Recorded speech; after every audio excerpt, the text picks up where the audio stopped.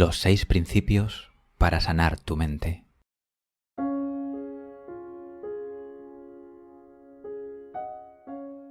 Estos 6 principios de Byron Katie te permiten entrar en tu interior y descubrir tu propia felicidad, experimentar lo que ya existe en ti y es inmutable e inamovible, lo que está siempre presente y siempre esperando. No es necesario ningún maestro. Tú eres el maestro que estabas esperando. Tú eres quien puede poner fin a tu propio sufrimiento. Comenzamos con estos principios. 1. Advierte cuando tus pensamientos están en desacuerdo con la realidad. Únicamente sufrimos cuando creemos en un pensamiento que está en desacuerdo con lo que es. Cuando la mente está perfectamente clara, lo que es lo que queremos.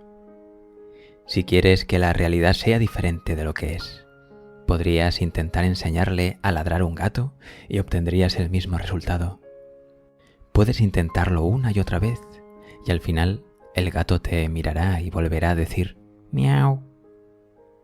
Desear que la realidad sea diferente de lo que es un deseo imposible de satisfacer. Puedes pasarte el resto de tu vida intentando enseñarle a ladrar a un gato. Y aún así, si prestas atención, advertirás que tienes pensamientos de este tipo docenas de veces al día. La gente debería ser más amable. Debería enseñarse a los niños a comportarse bien. Mis vecinos deberían cuidar mejor su césped. La cola del supermercado debería avanzar más deprisa. Mi mujer debería estar de acuerdo conmigo. Mi marido debería estar de acuerdo conmigo. Debería estar más delgada. Debería ser más guapa. Debería tener más éxito. Estos pensamientos constituyen distintas maneras de querer que la realidad sea diferente de lo que es. Si te parece que esto suena deprimente, estás en lo cierto. Toda la tensión que sentimos se origina en nuestras discusiones con lo que es. Tras mi despertar a la realidad en 1986, la gente con frecuencia me llamaba la mujer que se hizo amiga del viento, dice Byron. Barstow es una ciudad del desierto en la que el viento sopla con mucha frecuencia y no había quien lo soportara. Hubo gente que incluso llegó a mudarse porque no podía aguantarlo por más tiempo. La razón por la que me hice amiga del viento, es decir, de la realidad, es que descubrí que no tenía otra opción. Comprendí que oponerse a él resultaba insensato. Cuando discuto con la realidad, pierdo. Solo 100 de cada 100 veces. ¿Que cómo sé que el viento debería soplar? Está soplando. Pero si renunciase a mi discusión con la realidad, perdería parte de mi poder. Si simplemente acepto la realidad, seré pasivo. Quizás incluso pierda el deseo de actuar. Yo les contesto con una pregunta, dice Byron. ¿Tienes la absoluta certeza de que eso es verdad? Ojalá no hubiese perdido mi trabajo. O, he perdido mi trabajo, ¿qué puedo hacer ahora? ¿Qué es lo que te da más poder? Lo que piensas que no debería haber sucedido, sí debería haber sucedido. Debería haber sucedido porque así fue, y ningún pensamiento del mundo puede cambiarlo. Eso no quiere decir que lo toleres, ni que lo apruebes. Solo significa que eres capaz de ver las cosas sin resistencia y sin la confusión de tu lucha interior. Nadie quiere que sus hijos se enfermen, nadie quiere ser víctima de un accidente de coche, pero cuando estas cosas ocurren, ¿de qué forma podría ayudar a discutir mentalmente con ellas? Sabemos que no tiene sentido y sin embargo lo hacemos porque no sabemos cómo dejar de hacerlo. Soy una amante de lo que es, no porque sea una persona espiritual, sino porque cuando discuto con la realidad sufro, dice Byron. Podemos saber que la realidad está bien tal como es porque, cuando discutimos con ella, sentimos tensión y frustración. No nos sentimos normales ni equilibrados. Cuando dejamos de oponernos a la realidad, la acción se convierte en algo sencillo, fluido, amable y seguro. Segundo principio: ocúpate de tus propios asuntos. Solo puedo encontrar 3 tipos de asuntos en el universo: los míos, los tuyos y los de Dios. Para mí la palabra Dios significa realidad. La realidad es Dios, porque gobierna. Todo lo que escapa a mi control, al tuyo y al de cualquier otra persona, es lo que yo denomino los asuntos de Dios.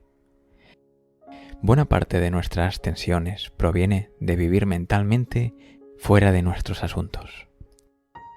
Cuando pienso, necesitas encontrar un trabajo, quiero que seas feliz, deberías ser puntual, necesitas cuidar mejor de ti mismo, me estoy inmiscuyendo en tus asuntos. Cuando me preocupo por los terremotos, las inundaciones, la guerra o la fecha de mi muerte, me estoy inmiscuyendo en los asuntos de Dios. Si mentalmente estoy metida en tus asuntos o en los de Dios, el efecto es la separación. Fui consciente de esto hace tiempo, en 1986, dice Byron, cuando, por ejemplo, me inmiscuía mentalmente en los asuntos de mi madre con pensamientos del tipo: mi madre debería comprenderme. Experimentaba de inmediato un sentimiento de soledad y comprendí que siempre que me he sentido herida o sola, he estado inmiscuida en los asuntos de otra persona. Si tú estás viviendo tu vida y yo estoy viviendo mentalmente tu vida, ¿quién está aquí viviendo la mía? Los dos estamos ahí. Ocuparme mentalmente de tus asuntos me impide estar presente en los míos. Me separo de mí mismo y me pregunto por qué razón mi vida no funciona. Pensar que yo sé lo que es mejor para los demás es estar fuera de mis asuntos. Incluso en nombre del amor, es pura arrogancia y el resultado es la tensión, la ansiedad y el miedo. ¿Sé lo que es adecuado para mí? Ese es mi único asunto. Permíteme trabajar en eso antes de tratar de resolver tus problemas por ti.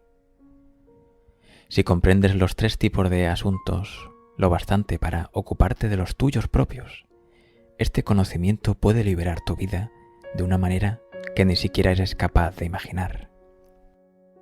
La próxima vez que sientas tensión o incomodidad, pregúntate de quién son los asuntos en los que te ocupas mentalmente y quizás estalles en carcajadas. Esa pregunta puede volverte a ti mismo.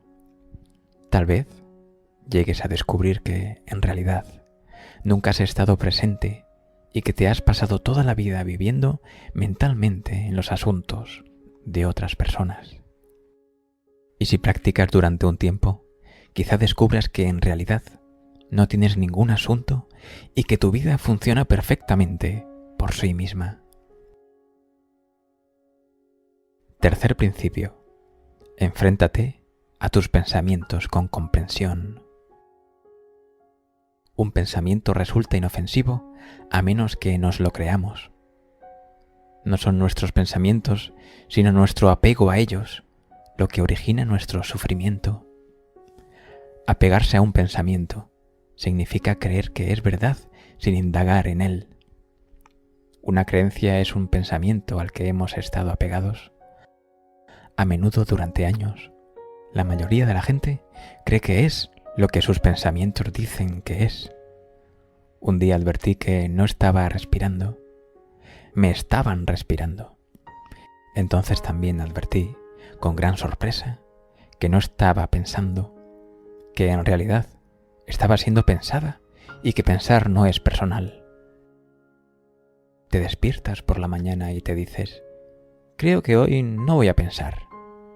Es demasiado tarde, ya estás pensando. Los pensamientos sencillamente aparecen, provienen de la nada y vuelven a la nada, como nubes que se mueven a través de un cielo vacío. Están de paso, no han venido para quedarse. No son perjudiciales hasta que nos apegamos a ellos como si fueran verdad. Nadie ha sido capaz, jamás, de controlar su pensamiento. aunque la gente cuente la historia de cómo lo ha conseguido. No dejo que mis pensamientos se marchen.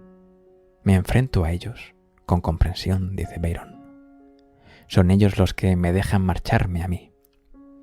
Los pensamientos son como la brisa, o las hojas en los árboles, o las gotas de lluvia que caen. Aparecen del mismo modo, y a través de la indagación podemos entablar amistad con ellos.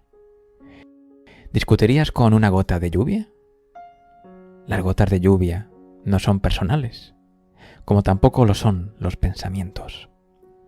Una vez que te has enfrentado a un concepto doloroso con comprensión, la próxima vez que aparezca, quizá te resulte interesante.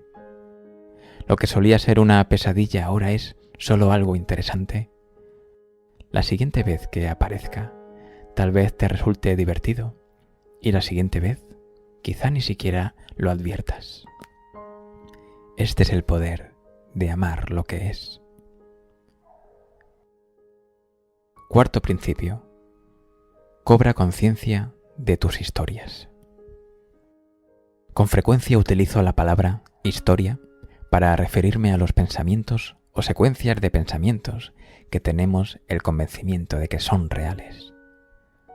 Una historia puede ser sobre el pasado, el presente o el futuro, sobre cómo deberían ser las cosas, cómo podrían ser o por qué son. Las historias aparecen en nuestra mente cientos de veces al día. Cuando alguien se levanta sin decir palabra y sale de la habitación, cuando alguien no nos sonríe o no nos devuelve una llamada telefónica, o cuando al contrario, un extraño nos sonríe, antes de abrir una carta importante o después de experimentar una sensación desconocida en el pecho, cuando el jefe nos llama a su despacho o cuando nuestra pareja nos habla con un tono de voz determinado. Las historias son teorías que no han sido probadas ni investigadas y que nos explican el significado de estas cosas. Ni tan siquiera nos damos cuenta de que son solo teorías.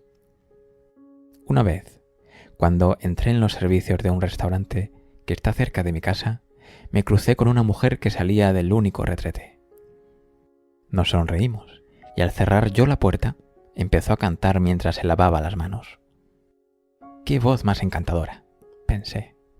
Entonces, cuando oí que salía, advertí que el asiento de la taza estaba totalmente mojado. ¿Cómo puede ser la gente tan maleducada?, me dije. ¿Y cómo se las ha arreglado para orinar sobre todo el asiento de la taza? ¿Se habrá puesto de pie encima? Entonces, pensé que debía de ser un hombre, un travesti que cantaba con voz de falsete en los servicios para mujeres. Se me pasó por la cabeza salir tras ella, o sea, él, y hacerle saber que había dejado el asiento de la taza hecho un asco. Entonces tiré de la cadena. El agua desbordó la taza y mojó el asiento. Me puse a reír. En este caso, el curso natural de los acontecimientos fue lo suficientemente amable para desenmascarar mi historia antes de que fuese más allá. Por lo general, no es esto lo que ocurre. Antes de descubrir la indagación, no era capaz de detener esta forma de pensar. Las pequeñas historias engrandan otras mayores, que a su vez engendraban importantes teorías sobre la vida, sobre lo terrible que era y sobre el lugar tan peligroso que era el mundo. Acabé estando tan asustada y deprimida que no me sentía capaz de abandonar mi habitación, dice Byron. Cuando te basas en teorías no investigadas sobre lo que está ocurriendo y ni siquiera eres consciente de ello, te encuentras en lo que yo denomino el sueño. Con frecuencia, el sueño se vuelve perturbador. En ocasiones se convierte incluso en una pesadilla. ¿Quién serías sin tu historia? ¿En qué medida tu mundo está constituido por historias que no has examinado? No lo sabrás nunca hasta que indagues. Quinto principio. Busca el pensamiento que está tras el sufrimiento. Nunca he experimentado un sentimiento interesante cuyo origen no fuese el apego o un pensamiento falso. Tras cada sentimiento incómodo se esconde un pensamiento que no es verdadero para nosotros. El viento no debería estar soplando. Mi marido debería estar de acuerdo conmigo. Tenemos un pensamiento que discute con la realidad. Experimentamos un sentimiento estresante y después actuamos sobre ese sentimiento, creando todavía más tensión. En lugar de comprender la causa original, o sea, un pensamiento, tratamos de transformar nuestros sentimientos estresantes buscando en el exterior. Intentamos cambiar a otra persona o echamos manos del sexo, la comida, el alcohol, las drogas o el dinero, a fin de encontrar un confort temporal y la ilusión de tener el control. Es fácil dejarse llevar por un sentimiento abrumador, de modo que resulta útil recordar que cualquier sentimiento estresante es como la alarma compasiva de un despertador que dice: «Estás atrapado en el sueño». La depresión, el dolor y el miedo son regalos que nos dicen: «Cariño, examina lo que estás pensando ahora mismo. Estás viviendo una historia que no es verdadera para ti». Atrapados en el sueño, intentamos alertar y manipular el sentimiento estresante buscando fuera de nosotros mismos. Por lo general, cobramos conciencia del sentimiento antes que del pensamiento. Investigar un pensamiento falso siempre te conducirá de nuevo a quien realmente eres. Resulta doloroso creer que eres una persona distinta a la que en verdad eres. Vivir cualquier historia que no sea la felicidad. Si pones tu mano en el fuego, ¿es necesario que alguien te diga que la retires? ¿Tienes que decidir? No. Cuando la mano se empieza a quemar, se aleja del fuego. No es necesario que la dirijas. Lo hace sola. De la misma manera, una vez que a través de la indagación comprendes que un pensamiento falso está provocando tu sufrimiento, te apartas de él. Antes del pensamiento no sufrías. Con el pensamiento sufres. Cuando reconoces que el pensamiento no es verdad, dejas de sufrir. ¿Cómo reacciono cuando tengo ese pensamiento? La mano en el fuego. ¿Quién sería sin él? Me aparto de las llamas. Examinamos el pensamiento. Sentimos nuestra mano en el fuego y naturalmente volvemos a la posición original. No es necesario que nos lo digan. La próxima vez que aparezca el pensamiento, la mente se apartará automáticamente del fuego. Una vez que lo reconocemos, todo nuestro sufrimiento empieza a desenmarañarse por sí solo. Sexto principio: la indagación. La indagación es un procedimiento para poner fin a la confusión y experimentar la paz interior, incluso en un mundo donde existe un caos aparente. Por encima de todo, consiste en comprender que todas las respuestas que necesitamos están siempre a nuestra disposición en nuestro interior. La indagación nos revela, desde lo más profundo de nuestro interior, un aspecto innato de nuestro ser. Tras practicarla durante un tiempo, adopta su propia vida en nuestro interior. Siempre que los pensamientos aparecen, ella los acompaña y los equilibra.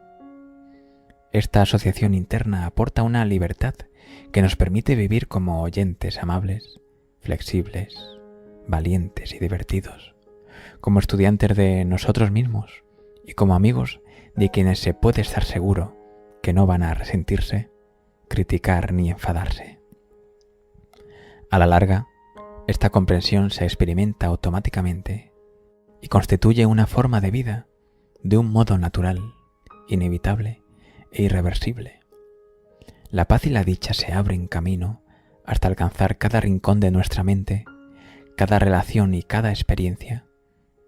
El proceso resulta tan sutil que tal vez ni siquiera tengas la menor conciencia de él.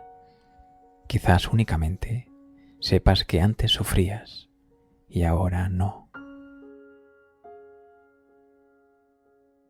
Esto ha sido parte del libro Amar lo que es, de Byron Katie. Si te gustó, haz clic en me gusta, compártelo y no olvides suscribirte. También escribe en los comentarios: no hago caso a mis pensamientos, para yo saber que te gustó y te ayudó este vídeo. Te mando un abrazo. Soy Elías Benson.